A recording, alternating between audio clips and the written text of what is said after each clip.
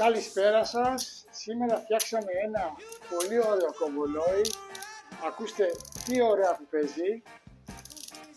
Από μαστίχα, παλιό υλικό αλλά καινούρια κατασκευή με 21 χάντρες.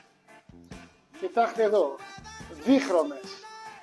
Βρήκαμε ακριβώς το ίδιο σχέδιο, άλλες πορτοκαλί, άλλες κόκκινο και τα ενώσαμε.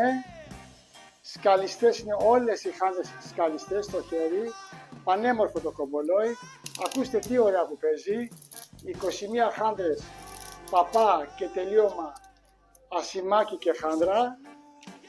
Το κομπολόι έχει βάρος 47 γραμμάρια, το χτυπάμε, το παίζουμε μάχημο κομπολόι.